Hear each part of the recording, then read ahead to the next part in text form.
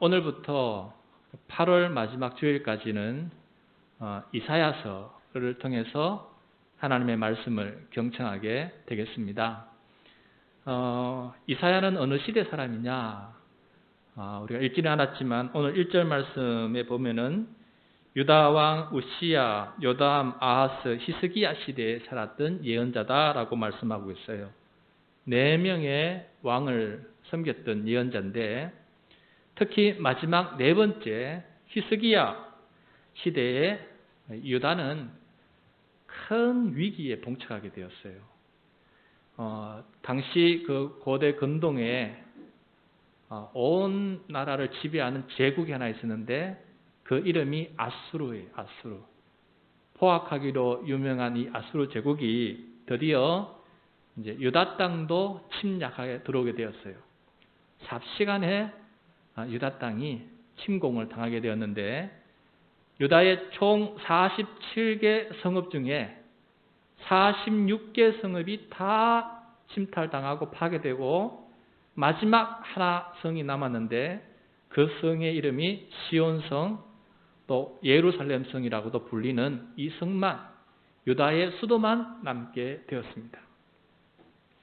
마치 6.25 전쟁 때 우리 남한 지역이 다 빼앗기고 마지막 부산만 남았던 그 상황과 지금 굉장히 유사한 상황이에요.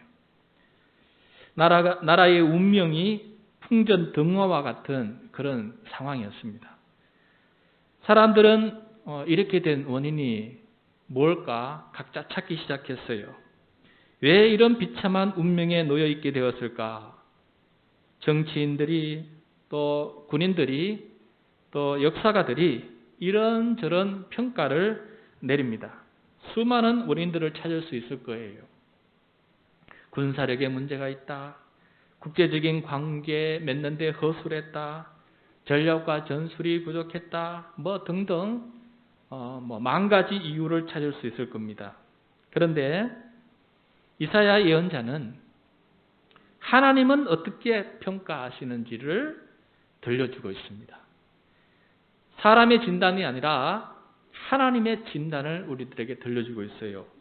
크게 3가지 원인이 있는데 첫 번째 원인이 가장 중요하고 그 다음 2번째하고 3번째 원인은 첫 번째 원인으로부터 나타나는 파생하는 원인이었어요. 그래서 이제 이사야를 통해서 하나님의 음성, 하나님의 진단을 함께 들어보고자 합니다. 자, 첫째, 유다의 위기는 유다 백성이 하나님을 멸시하고 버렸기 때문에 그렇습니다. 우리 3절과 4절 말씀 같이 한번 읽겠습니다. 소는 그 임자를 알고 나귀는 그 주인의 구유를 알건만은 이스라엘은 알지 못하고 나의 백성은 깨닫지 못하는도다 하셨도다.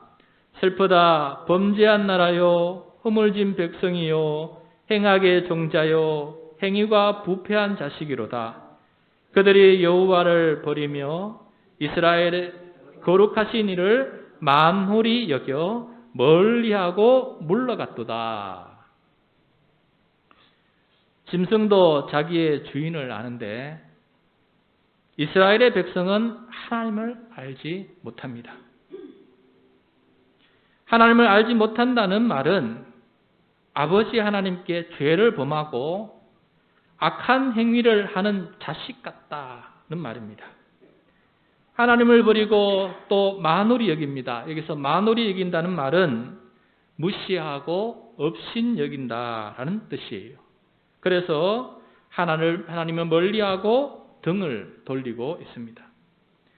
그래서 하나님은 이스라엘, 즉 이 유다 백성들에게 그야말로 구세주였습니다. 430년 동안 애굽에서 이민 생활을 하였고 외국인 노동자로서 그렇게 살아가고 외국인 노예와 같이 노예로서 참혹한 핍박을 받으면서 그렇게 살고 있던 이 민족이었어요. 그들이 탄식을 하게 되자 하나님께서는 그들의 음성을 들으시고 모세를 보내주셔서 그 백성을 그 노예와 탄식의 땅에서 건져내어서 구원하여 주셨어요. 그뿐만 아니라 그들이 살아갈 수 있는 땅, 자신들이 주인 될 수 있는 그런 땅, 그 땅까지도 하나님께서 허락해 주셨어요. 그래서 지금 그들은 그 땅에서 지금까지 살아오고 있었던 것입니다. 이렇게 자신을 구원하여 주시고 자신에게 복을 주신 하나님을 그들은 알아주지 않았습니다. 배은망덕한 자식이 그 아버지를 업신여기듯이 하나님을 멸시하고 버렸습니다. 이것이 첫 번째 이유였습니다. 둘째, 유다의 위기는 유다 백성들이 하나님께 드리는 예배를 멸시하고 하찮게 여겼다라는 것이에요. 12절, 13절 말씀을 같이 읽겠습니다. 12절, 13절. 너희가 내 앞에 보이러 오니 이것을 누가 너희에게 요구하였느냐? 내 마당만 밟을 뿐이니라. 헛된 죄물을 다시 가져오지 말라. 분향은 내가 가정히 여기는 바요. 월삭과 안식일과 대회로 모이는 것도 그러하니 성회와 아울러 악을 행하는 것을 내가 견디지 못하겠노라. 아멘. 예배는 구원하시고 또 복 주신 하나님께 감사로 드리는 최우선적인 일입니다. 이건 일이에요. 예배 자체가 일입니다. 그래서 영어로 보면 서비스라고 그래요. 봉사, 일이에요. 하나님께서 일하셔서 우리를 구원해 주신 그 하나님의 노동에 우리가 가장 하나님 앞에 올려드릴 수 있는 우리의 거룩한 노동은 예배다라는 것을 말씀하고 있어요. 그런데 겉으로는 예배를 하지만은 성전 마당만 밟을 뿐이었다라고 지금은 말씀하고 있어요. 왜냐하면 그들이 드리는 제물은 헛된 제물이었기 때문에 그렇습니다. 사람의 마음은 그 드리는 돈에 담겨져 있어요. 어떤 의미냐면은 때마다 시마다 예배 드리는 방식은 변해요. 예배의 본질은 변하지 않지만은 예배를 드리는 그 방식은 바뀌게 되는데 나를 구원하신 하나님 앞에 감사함으로 응답하고 또 하나님 앞에 보답하는 것이 우리들의 예배의 기본 자세는 변함이 없어요. 그런데 이 최고의 하나님 앞에 세상의 것을 드려야 마땅한데 여기 보면은 헛된 제물로 예배를 드렸다. 헛된 제물. 이 헛된 제물이 어떤 의미가 있냐면은 그 중에 하나는 그들이 드린 제물은 병든 송아지, 눈먼 염소, 절뚝거리는 양, 자신들에게도 가장 쓸모없고 가장 추한 것들을 하나님 앞에 가져와서 드렸어요. 원래는 가장 좋은 것으로 하나님 앞에 제물을 드려야 되는데 가장 쓸모없고 한찮은 것으로 하나님 앞에 제물로 드렸어요. 그 말은 그 제물을 받으시는 하나님을 업신여기고 멸시하였다는 것을 보여주고 있어요. 그래서 하나님이 내가 그것을 가증히 여긴다. 견디지 못하겠다. 보면 내가 견디지 못하겠다라고 할 정도로 그 예배 드리는 사람의 마음속에는 하나님이 병들고 눈먼 송아지보다도 못한 그런 모습으로 드리니 그 예배가 하나님 앞에는 전혀 감동도 안 되고 전혀 받을 만한 예배가 되지 못했다라는 것을 우리들에게 보여주고 있어요. 그래서 15절에 보면은 이러한 예배자가 손을 들고 기도할 때 찬양할 때 하나님은 눈을 가리시고 귀를 가리시고 듣지 않으시겠다라고 말씀하고 있는 것을 보게 돼요. 그러니까 예배는 드려지지만은 그 예배가 하나님 앞에 연락되지 않을 수 있다라는 것을 우리들에게 보여주고 있습니다. 자, 그 다음에 세 번째, 이 유다의 위기는 어디에서 왔느냐? 유다 백성이 하나님의 백성을 멸시하고 하찮게 여겼기 때문에 그렇다라고 말해주고 있어요. 16절, 17절 말씀 같이 읽겠습니다. 시작.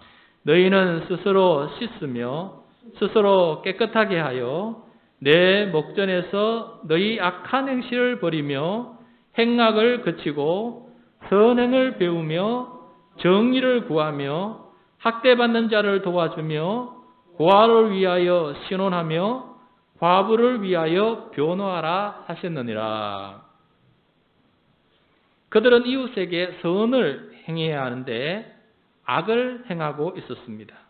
특별히 정의를 행해야 하는데 불의를 행하고 있었어요.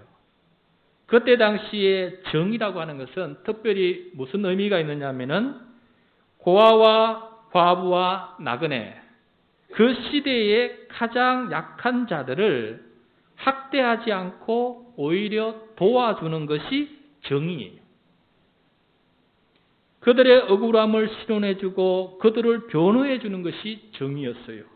그런데 그 약한 자들을 오히려 학대하고 착취하는 불의를 행하고 있었기 때문에 이 위기가 닥쳤다라는 것이에요. 유다는 하나님께 선택받고 제사장의 나라가 된 민족입니다. 복이 되고 또 이 복의 통로가 되어야 하는 민족이에요. 세상 모든 민족들에게 하나님을 보여주고 또 하나님의 백성 공동체는 어떤 공동체인지를 이 복됨을 보여주는 민족으로 선택을 받은 거예요. 그런데 하나님을 멸시하고 예배를 무시하고 이웃을 멸시하였어요. 유다 민족이 이 세상에 존재하는 이유와 목적이 다 무너지고 있었고 복이 되지 못하고 화가 되고 있었다라는 것이에요. 이러한 세 가지 뒤틀린 모습이 구원하시고 복 주신 하나님께서 내리신 유다 백성들에 대한 영적 진단서였어요.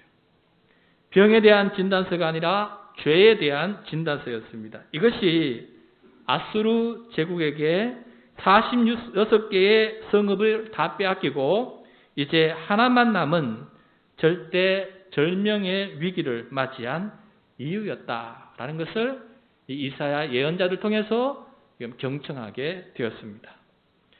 그렇다면 이러한 죄 때문에 하나님은 유다 백성의 운명이 끝장나기를 원하시는 것일까? 네가 죄를 지었으니까 그러니까 너는 끝이야. 이것이 하나님의 마지막 답안지였을까요? 하나님은 생명의 길, 진리의 길을 열어두고 계셨어요. 그리고 그 길을 열어 보여주시면서 이 길로 다시 한번 초대하면서 살 길을 선택하라라고 초대하고 있는 것을 보게 됩니다. 그 말씀이 바로 18절, 19절, 20절 말씀이에요. 18절, 19절, 20절 말씀 다 같이 읽겠습니다. 여호와께서 말씀하시되 오라 우리가 서로 변론하자. 너희의 죄가 주홍 같을지라도 눈과 같이 희어질 것이요 진홍같이 붉을지라도 양털같이 희게 되리라. 너희가 즐겨 순종하면 땅의 아름다운 소산을 먹을 것이요 너희가 거절하여 배반하면 칼에 삼켜지리라. 여호와의 입의 말씀이니라. 아멘. 하나님은 이 유다의 죄악을 깨끗하게 씻어 주시겠다고 하십니다. 또 그들의 죄가 주홍 같을지라도 눈과 같이 희어질 것이고 진홍 같이 붉을지라도 양털같이 희게 되리라라고 말씀하십니다. 멸시받고 무시받던 하나님은 그래도 자신이 낳은 자식을 버리지 않는 이 부모의 마음처럼 자신이 선택하고 자신이 구원하고 자신이 복주고 자신이 언약을 맺었던 이 유다 민족을 포기하지 않고 계시는 하나님의 마음을 여기서 보여주고 있습니다. 왜냐하면 더디고 느리지만은 저들을 통해 인류 구원의 역사를 이루시는 계획을 중단할 수가 없고 포기할 수가 없으시기 때문에 하나님 스스로 언약을 통해서 그것을 엮어놓았기 때문에 포기할 수 없는 저들을 포기하면 하나님 자신이 포기되는 그러한 운명이었던 것이에요. 그래서 하나님께서는 먼저 용서를 선포하시고 용서하시겠다는 의지를 보여주시고 이것이 죄악 중에 있는 유다 백성들에게는 복음이 되었어요. 복된 소식이고 또 기쁜 소식이 되었어요. 그래서 이 용서의 소식을 받아들이고 다시 하나님을 즐겨 순종하면 그들은 다시 자기 땅으로 돌아가서 평안히 땅의 소산을 먹을 수 있게 된다라고 말씀해 주고 있어요. 그러나 이런 하나님의 용서를 거절하고 여전히 하나님의 말씀을 무시하고 배반한다면 결국은 칼에 삼켜지리라. 즉 전쟁에서 적군의 칼에 죽게 되고 멸망을 통해 다시금 광야의 길로 다시 한번 돌아가야 되는 긴긴 인생의 광야의 길로 돌아갈 수밖에 없게 됐다라고 말씀해주고 있습니다. 성도 여러분, 하나님의 용서를 믿고 유다 백성이 하나님께 다시금 절교히 순종하면은 과연 이 전쟁과 멸망의 위기를 이기고 땅의 아름다운 소산을 평안히 먹을 수 있는 그런 대책이 될 수가 있을까요? 우리들의 눈에는 참 어리석은 판단처럼 보일 수가 있어요. 그런데 하나님은 어떻게 하시는지 보겠습니다. 당시 유다 왕 히스기야는 해볼 수 있는 것은 다 해보았어요. 미리 그 성이 함락될까 싶어서 거의 3년 동안 이게 둘러싸였는데 그러면은 먹을 물을 구하지 못하지 않습니까?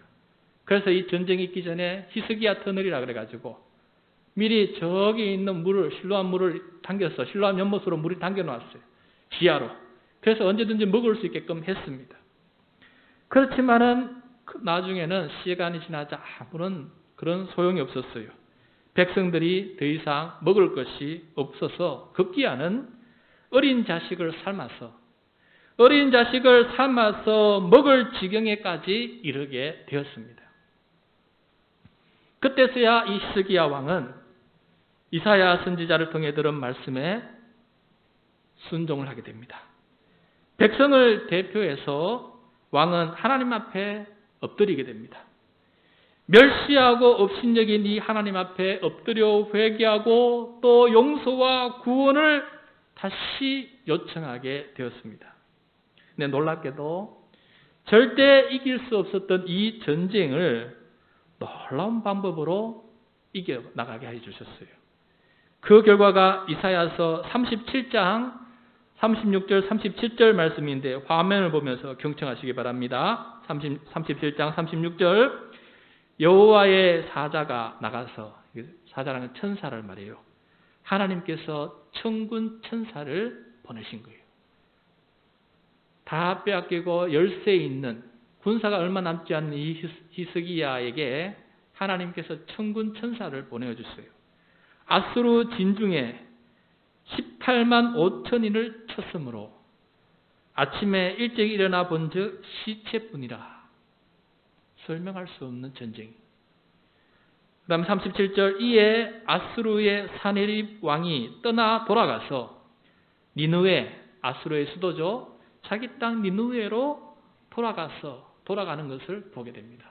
희한하게 전쟁이 끝나게 되었고 유다는 다시금 자기 땅의 소산을 먹고 평안히 살 수 있게 되었습니다. 여러분, 이것이 바로 하나님께서 죄인을 구원하시는 방식이에요. 아무리 패역한 죄인일지라도 그 죄 때문에 멸망의 위기에 놓여 있다 할지라도 하나님의 용서의 소식을 알고 하나님을 배반하던 것을 바꾸어서 다시금 즐거이 순종의 삶으로 돌았으면은 하나님께서 그들에게 구원의 소식을 들려주시는 것이에요. 이것이 바로 하나님께서 우리를 구원하시는 방식입니다. 이렇게 위기에 처한 죄인이 하나님의 용서의 소식을 듣고 순종하게 됨으로써 구원에 이르게 하시는 이 하나님의 방식이 가장 뚜렷하고 가장 온전하고 가장 완전하게 드러난 사건이 십자가의 사건과 부활의 사건입니다. 제 스스로의 힘으로 죄를 씻을 수 없고 또 하나님께로 돌아올 힘도 없는 이 죄인들에게 하나님은 자신의 아들 예수님을 죄인들에게 보내주셨습니다. 아들 예수님은 아버지 하나님의 마음을 잘 알고 있었습니다. 온 백성들의 죄를 씻어 주어서 배반이 아니라 순종의 사람으로 바꾸시려는 이 하나님의 방식을 아들 예수님은 잘 알고 있었어요.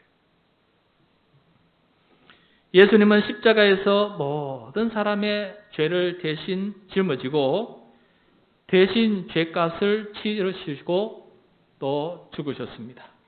이것은 마치 주홍 같은 죄, 진홍 같은 죄라 할지라도 눈과 같이 양털같이 희게 씻어주시는 하나님의 놀라운 자기 희생적인 사랑이 아직까지도 우리에게 남아있다는 것을 보여주는 사건이었어요. 그리고 이 하나님의 영이신 성령님은 무덤 속에 있는 예수님을 다시 살리셨어요. 죄로 죽을 수밖에 없는 죄인들을 죄를 이기고 죄를 승리하고 부활 승리할 수 있는 길을 우리들에게 보여주셨어요.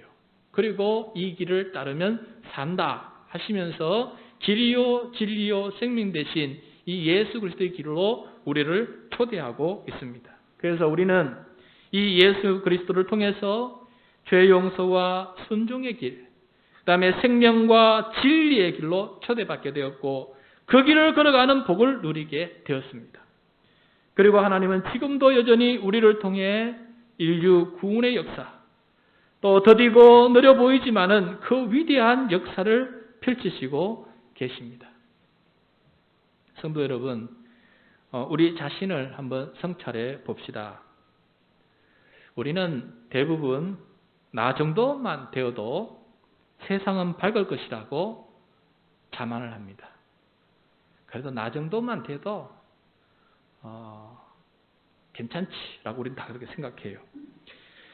그러나 그런 자만은 자신의 숨겨진 큰 죄악이 다른 사람들에게 발각되기 전까지만 가능한 자만이에요.